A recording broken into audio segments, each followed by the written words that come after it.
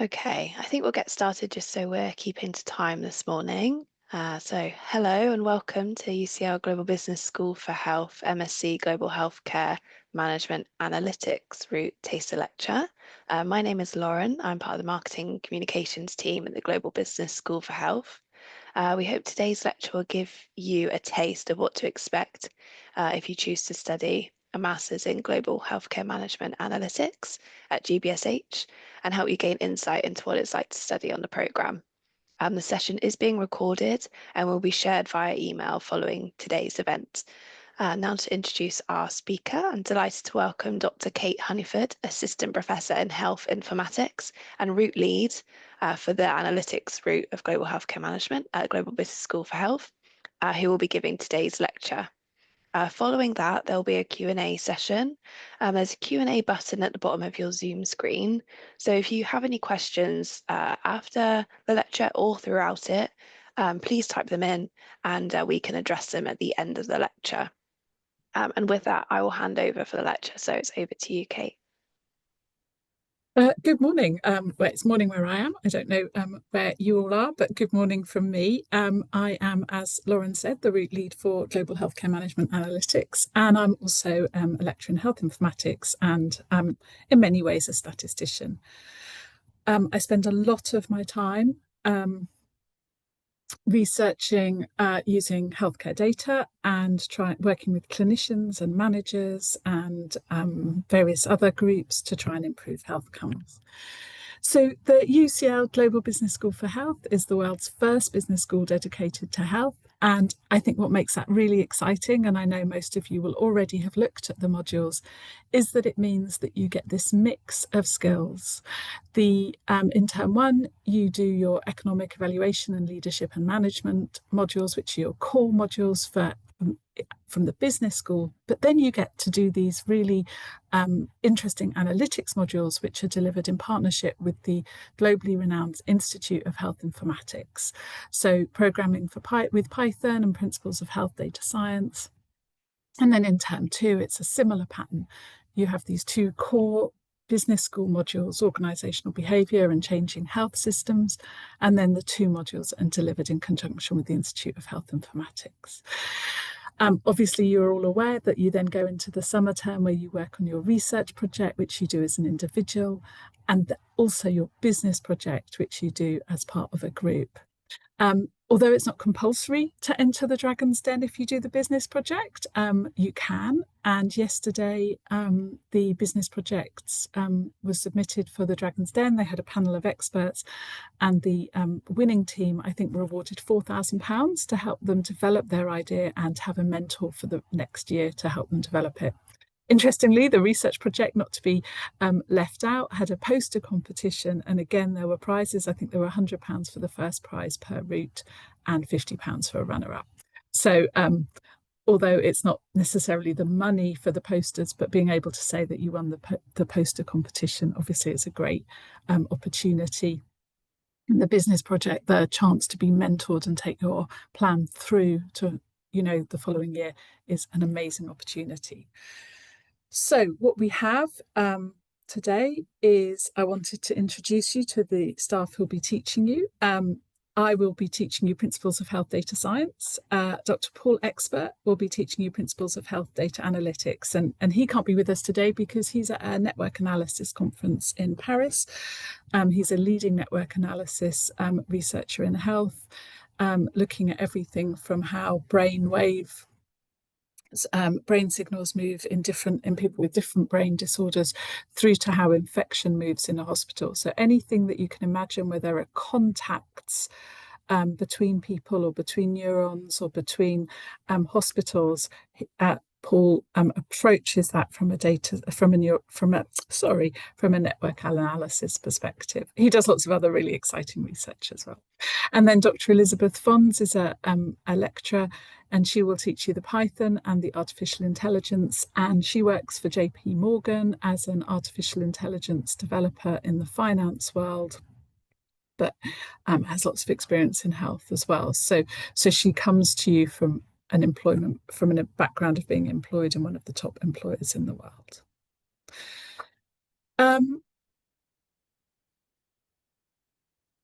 So when you think, when you think about health data sciences and analytics, so I'm not going to do Python today, thinking about data science and analytics, you can think about the global health challenges, the big challenges that are facing the world today. And in many ways, they are things that we're all really aware of. They're the challenges of climate change, which are causing major changes in health patterns around the world. There's emerging diseases such as COVID-19, which we've all sadly experienced, and re-emerging diseases such as, for example, measles, which is becoming more and more of a challenging disease again. There are non-communicable diseases. So all over the world, we have this increase in levels of diabetes. One of the map picture on the screen shows you just how much this is an increasing problem in the global south and also in Western more developed countries. So we used to sort of talk about non-communicable diseases as a problem of more developed countries, but it's just a huge challenge as people grow older, diet changes and patterns change. We have this increasing number of people with non-communicable diseases. Natural disasters cause huge challenges for health. Wars, terrorism, and general crises, and global partnerships, how we work together, are some of the huge, big global health challenges. And obviously, as a statistician and a health informatician, I think all of these can be solved, or we can help to solve these with data science and data analytics. So, what are more local health challenges? Well, fundamentally, I don't see that they're any different. Locally, whether it's in your country, in your region, or maybe in your town, you still have challenges of climate change, emerging diseases, re-emerging diseases, etc. Non-communicable diseases are probably one of the biggest challenges in the UK, but the re-emerging diseases, vaccinations, are also a challenge. But we also, even in areas of the world which are relatively settled, we have terrorism, we have crises, we have changes in our population landscape, and we have to work together to solve these challenges. So our local challenges are very similar to our national challenges. And then within the UK specifically, but this is also going to be true in many countries in the world, we have things like insufficient funding, staff shortages, the backlog, as we call it in the UK. So the backlog, in the UK, we have this really big problem that so many services were shut down during the pandemic as part of lockdown. Lots of screening stopped and lots of early treatment stopped. So we have this backlog of patients who need looking after. I think every country in the world faces the challenge of an aging population and evolving healthcare needs.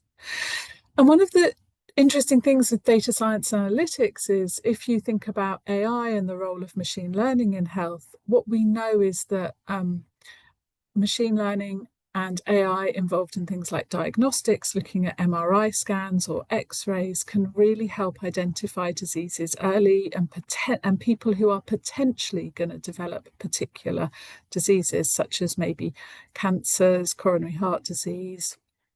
And the challenge for us all is going to be, when do we start scanning people and when do we intervene? And what promises do we make our population?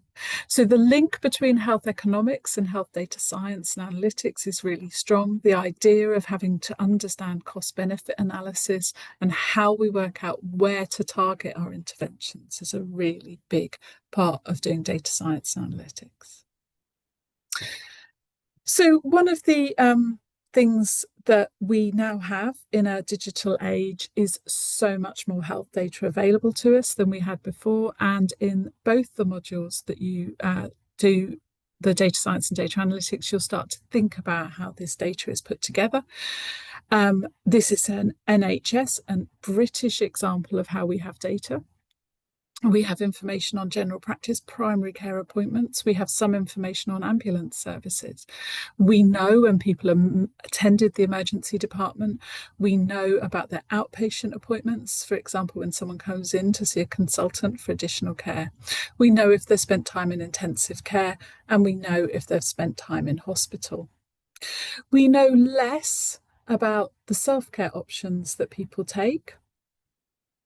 Whether or not they're buying paracetamol, or they're using herbal remedies, or they're paying privately for therapy, physiotherapy, mental health therapy. They may be paying privately for health scans. That information is currently not really available to a researcher in the UK, or to a healthcare manager, or to a politician. We don't really know what decisions people are making. In the UK and all over the world, people are taking part in something called health tourism, where they maybe go to another country to access healthcare. And that healthcare might be quite serious healthcare needs to do with cancer treatment that isn't available in one country but isn't available in another. But it might also be dental healthcare. Lots of people from the UK travel abroad for dental healthcare, and people travel for what we tend to think of as cosmetic surgery, procedures that maybe change the way we look or appear. We also don't have information in the UK very easily available to us on phone calls people make to access, additional care.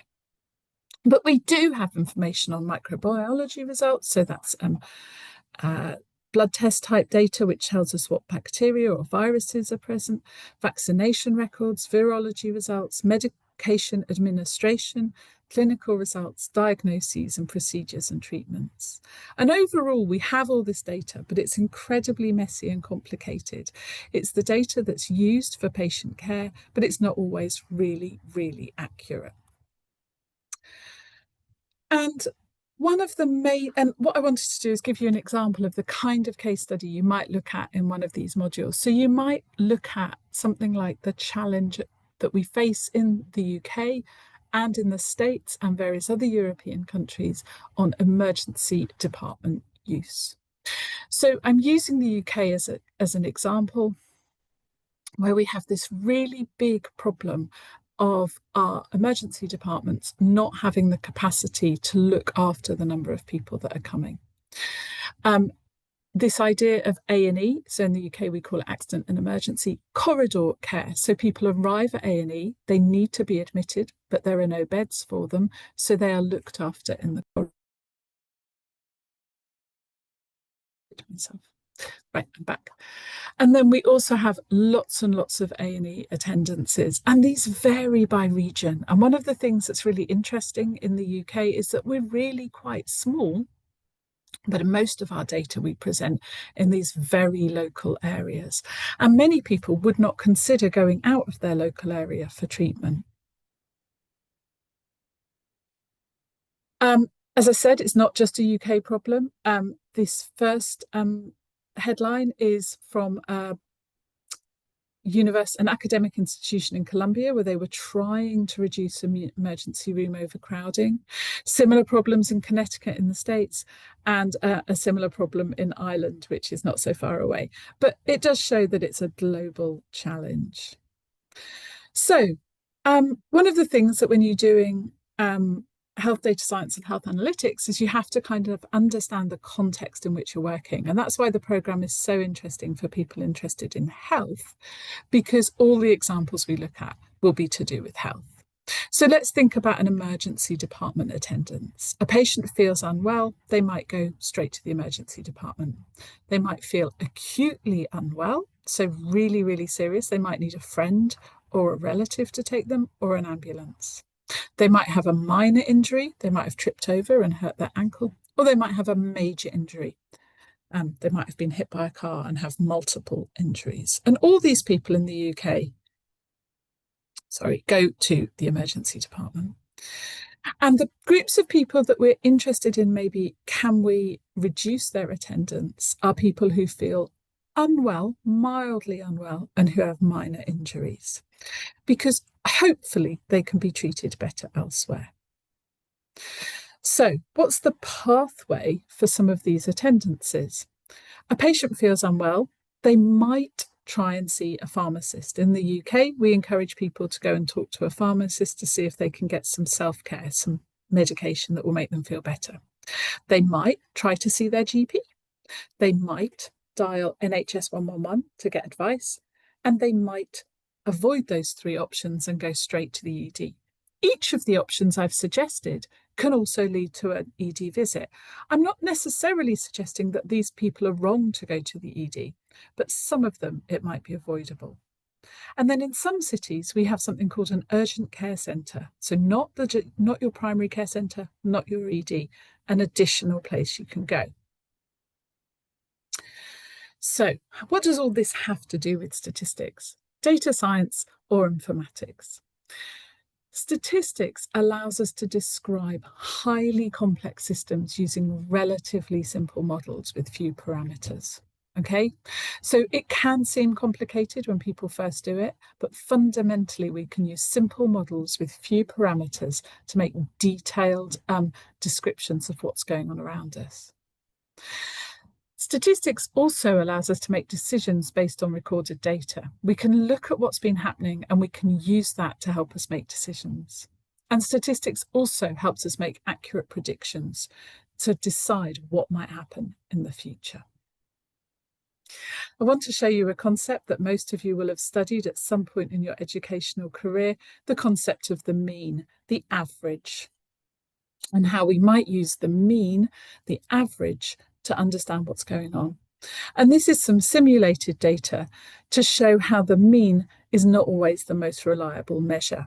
Department 4, bottom right, is possibly the most not the most interesting, the simplest. If everyone has exactly waiting time of 173 minutes, the mean will be 173 minutes. Department 1 probably shows a typical department where there's a reasonable amount of variety, and that variety gives us a mean of 173 minutes. Department 2 actually had some quite short waiting times, but one with a very, very long waiting time, and that made the mean 173 minutes. And then in Department 3, we have two categories of attendees. One group who wait for a very short time, and one group who wait for a very long time, again, giving us a mean of 173 minutes. So one of the things you'll do on the programme is learn how to think about that data differently and think about what we should do. So statistical thinking is more than just describing, deciding and predicting. It's getting yourself into that systematic way of thinking, a mindset where you learn how to manipulate data, use data to study the phenomena of interest. You spend time fully investigating the problem. You plan your study to ensure it will answer the questions, and you make sure you are drawing correct conclusions from your findings. So let's go back to this concept here. One of the things you'll think about in health data analytics is demand, capacity, and flow. And sometimes it's about thinking, so what's the demand? That's the decision the patient is making. The capacity, what provision we have available to people, and the flow. And I'm hoping, yeah. So there's a Mentimeter link, so QR code, or you can go to www.menti.com, which will, and put in this number, where you're going to be asked a question. I just need to check the next slide. Apologies. Yeah. Okay. So what do we have control over? So it would be really lovely if you went to this link and you started typing in your answers. There's already some answers I've seen. So let's have a look. I've still got the QR code on this page, but not the Menti. Oh, this is the wrong. Oh no, is that the right Menti code? Yeah, sorry. So do I have anyone who's brave? Oh, somebody has. So we have, we can control flow. Brilliant. If you put flow, maybe you could think about how we can control flow. You can think about that from a data perspective, a technological perspective, or any perspective you have. But I know, well, I think there's more than one person in the room. So it'd be lovely if a few more of you could put some answers in. How could we reduce ED waiting times?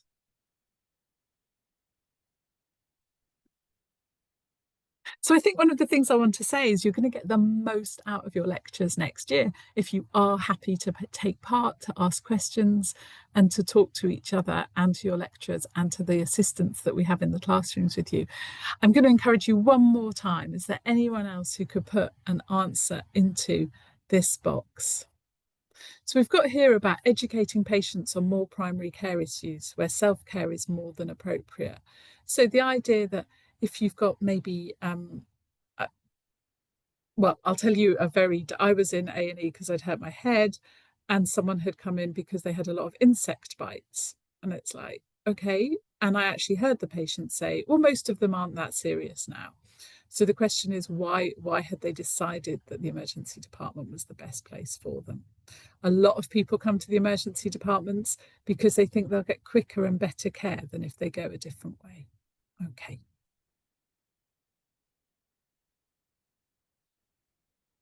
Okay, so we're going to control all of them. Can we, so where would you put your triage system? I'm interested to know. Would you put it at the entrance to the ED and send people away? I would. I would be happy to send people away.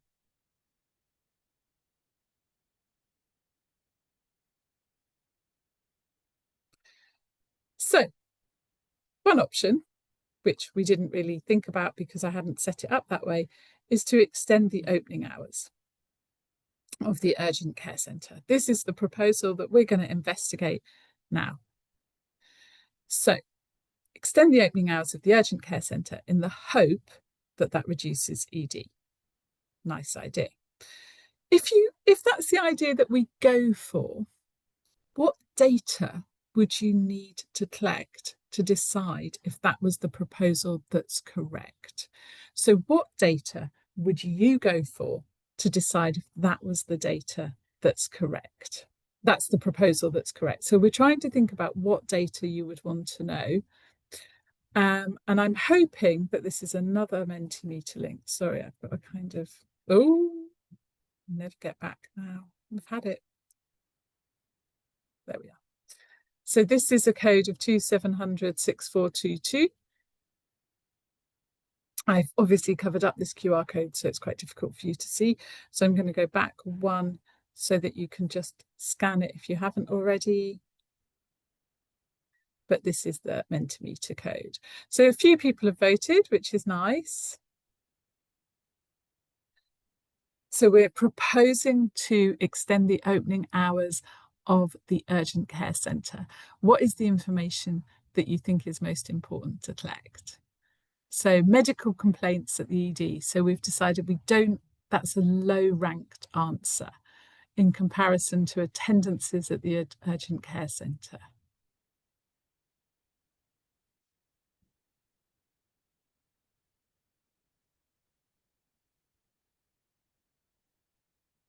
So I would have thought one of the reasons we might need to know medical complaints at the ED is because the urgent care centre can maybe only deal with minor complaints. So if most people who come to the ED are actually quite serious, that might be quite important. Waiting times at the urgent care centre, excellent. That's got quite a high score because what we don't want to do is overburden it. But we're talking about opening it at a time that it's never previously been open. So maybe we don't need to know that. Attendances, people feel that's quite important. And ED attendances between 5 o'clock and in the evening and 9 o'clock the following morning. I would guess that that's really important because that if we extend the opening hours, what we're trying to do is reduce attendances in the ED. So let's have a little look at some data that other people have collected. So these are A&E attendances over a 24-hour period. So what we can see is that between midnight and 6 a.m., we have a relatively low attendance rate. These go up much higher here, and then they stay high and then drop again. So actually, most emergency attendances are during the busy working day. Interestingly, it's not the same on a Sunday. So it's the early hours are busiest on Sundays. The early hours being busiest on Sundays is actually a Sunday morning, very early Sunday morning, or very, very late Saturday night. So that's sometimes to do with the British culture of going out on a Saturday evening, having quite a lot to drink, and maybe having minor accidents. Not always, but sometimes. So most people go to A&E during the day. So it's possible that opening the urgent care centre overnight might not help. But we do have this kind of still quite a lot of people at 6 p.m. So maybe we need to extend its opening till evening, but maybe not all through the night. What else can we see? Urgent care treatment centres. So this is the data between 2015 and 2018. So pre-COVID, during COVID, things kind of changed in the way we collected data and things. So we have a kind of, so it is slightly old data. So apologies for that, but there is a reason, and it's to do with patterns and how we provided healthcare. So what you can see is urgent care treatment centres, the attendances started to go up from about January 2017. And they continued to go up until this peak in the summer of 2018, and then they dropped down again. And what's interesting is that ED attendances didn't go up, but also didn't go down. So, what we don't know from this data is whether if the urgent care centres hadn't been open, would A&E attendances have gone up? Or is this blue line, is this urgent care centre capturing people who wouldn't have gone to A&E anyway, but did go to the urgent care centre? So in a way, this is an example where we need a control. We need a city where they didn't have an urgent care centre to try and understand the patterns of what was happening there. And one of the things you'll do in health data analytics is some simulation exercises to try and imagine what would happen if you chose different options. So available data does not suggest that opening the hours of the urgent care centre is going to massively change emergency department admissions. There are modelling approaches which you're going to study and theoretical approaches which will enable us to take a more sophisticated approach. So that is kind of the end of the short talk that I wanted to give you today. I hope that I've convinced you that doing this course will enable you to think about the national health challenges that we face and the global health challenges that we face. Some of them are external, and there are things that are going to happen to us whatever we do. And some of the things are to do with policy changes and management.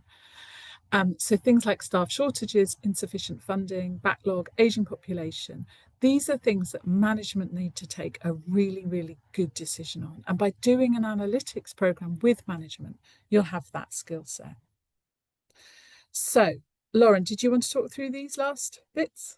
Yes, perfect. Thank you so much for that, Kate. I'm just going to talk through a couple of key dates and information. So most people on the call today will be further along in their decision-making process. Perhaps you already have an offer and you're mulling your choices. You might have already accepted, which is great. Lauren, I'm just going to interrupt you a minute. Yeah. I think we showed this photo, but I'm not sure people really believe this is where we are. I'm sitting Yeah. up here at the moment. Um, uh, and this is the building that you'll have your teaching in. This is something called the Orbit, which is amazing. This is the stadium for huge concerts and sporting events. And if you have UCL East accommodation, this will be your view from your room, possibly. So I just wanted to tell you it's not just a picture, it is actually where we are. But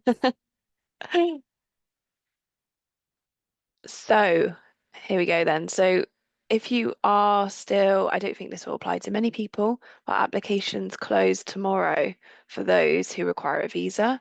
and those who don't require a visa, applications close. This is for September 2025 entry on the 29th of August. Applicants with an offer, have 5 weeks to accept that. So just be aware if you are still thinking about the offer that you are on a 5 week timeline. And our scholarship application deadline is also coming up in a few days' time on the 29th of June. We have many Global Business School for Health specific scholarships and two for our master's program. So we've got our Global Healthcare Leaders Scholarship and our Women Healthcare Leaders Scholarship. We would definitely encourage you to apply. It's such a great opportunity to get some extra funding, and not all institutes at UCL have their own scholarships, so it's definitely one to take advantage of. So just in a second, I will share the link to more information about entry requirements for the scholarships. I'll just put it in the chat in a second. And then finally, ways to keep in touch with us. So if you would like to, you have the opportunity to book a 15-minute one-to-one virtual appointment with our program and route leads. So if you may want to speak to Kate on a one-to-one basis, which you can do, again, I will put the link in the chat in just a second. But if you are able to, you can scan that QR code on the screen now. Her diary is open, so you're very welcome to book in. And if Were you going to there's say not, something on that, Kate? Yeah. I was just going to say, if there's a time that's not appropriate for you, do drop us an email and we'll try and find a time to chat. Obviously, that, it's hard sometimes for you to fit in with my diary, but I will work to fit in with yours. Lovely. Yeah. So the link I will share will have a contact email address as well in case there's nothing that suits you there.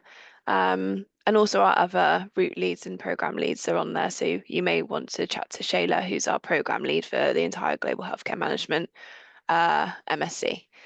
And And she's not with us today because one of the great things is, so she's taken a group of students to Cairo, to Egypt, to go on a study tour. We had one earlier this term to France, and she's currently taking students on a tour of World Health Organization sites in Cairo. So do look out for that when you start, because it's one of the, I think, well, it is an exciting opportunity, definitely. and then finally, Len, keep in touch with that study tour and everything else that's going on at the Global Business School for Health. Do follow us on our social media, particularly our LinkedIn. We're announcing partnerships and scholarships and what we're up to, where our academics are, what conferences they're attending, research that's going on, opportunities for fellowships, all that kind of stuff is all on LinkedIn. So we would encourage you to engage and follow us along there, just so you're aware of everything that you will have the opportunity to take advantage of. We're also on Instagram and X as well. Like I said at the start, we are here to answer questions, and we will stick around for a few minutes to let you type questions into the Q&A box that you may have. I will just share those links that I said I would pop in the chat. So yeah, take this opportunity now to ask any questions you might have. It's a great opportunity to get those questions answered by Kate.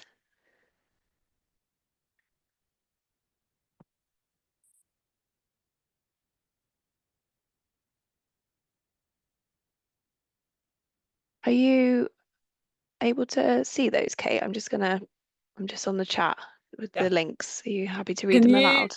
yeah, can you check when the induction week begins for me? Yes, I Because can.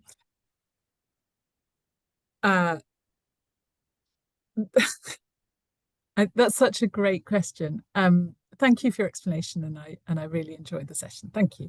I believe data alone doesn't drive change. It needs to be communicated like a story to create real impact. How does the analytics route at UCL train students to translate complex health data into compelling narratives that influence policy and practice, and handle the resistance when data insights challenge the existing? So I think it is an amazing question, which we could, I think, discuss for a very long time. So I would say that the program, the analytics specific modules split into two. They split into the health data science and health data analytics. and they split into AI and Python programming. Within health data science and health data analytics, we spend a lot of time thinking about how we visualize data, how we interpret data, how much confidence we can put in the data, and how we communicate that data. Particularly in data analytics, you're going to write a report with an executive summary, and we put a lot of emphasis on how you would convince a group to make that change. I think one of the reasons this program answers your question is also because you study things like changing health systems, leadership and organizational behavior, and diversity in the workplace. So, alongside your analytics understanding, you're also building up your management, your strategic understanding, how you talk to people, how you lead people. So, yeah, I think in some ways you have to put some of that together yourself. So, you will learn the AI in healthcare module, and you'll be separately learning the organizational behavior module, for example, and some of that will have to come from you. How do you take the lessons you've learned from organizational behavior into the AI in healthcare? But I think you also are being taught by people who do genuinely work in this area. So I spend at least half of my research time with clinicians and managers. So I have that challenge on a daily basis. I have recently been involved in a grant application, which has been really interesting because they were convinced that the data wouldn't give them any answers to their questions. And the only way to get answer to their questions was to talk to the patients. So I think we convinced them that you needed to do both. So you will be taught by people who have that experience of qualitative research and quantitative research working together. Data alone doesn't drive change, definitely, but without data, I think it's really difficult to drive change. I think we need that data. So I don't want to call it a soft skill because I hate the phrase soft skill, but I think it's running through everything we do here is thinking, how do we link the two things together? And I really recommend that when you start thinking about your research project, if this is an area you're interested in, then you think about doing it for your research project, because it would be a really nice one to supervise is how do we make it a compelling narrative, and examples and case studies of compelling narratives. Also, your opportunity to do it in your business project, I would have thought, to think about how we make data compelling for patients or for managers. So yeah, really nice question. And I'm not sure that I'll ever be able to answer that one perfectly, but we do. I think the more skilled we are, the better we are at using it to drive change.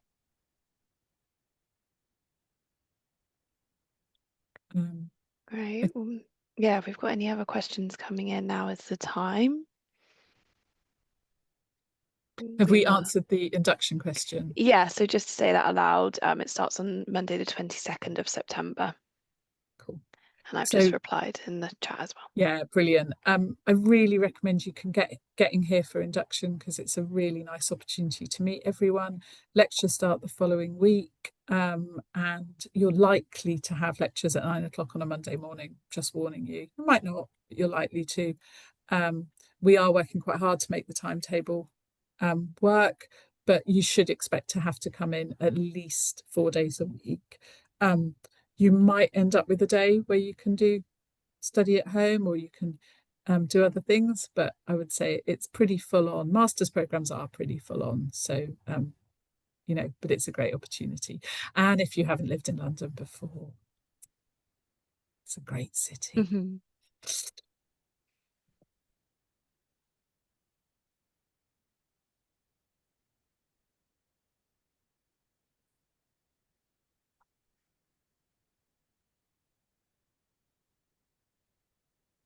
Okay. I think that might be it then. If you do think of any questions after this has ended, please direct them to our contact email address, which I will also put in the chat now. It's contact@gbsh@ucl.ac.uk. And we'll be able to point you in the right direction to get an answer for you. Thank you so much to everyone on the call who joined us this morning. Thank you very much to Kate for your lecture. And we hope that everyone has a lovely rest of their day. Brilliant. Looking forward to seeing you all in September. Thank you. Bye bye.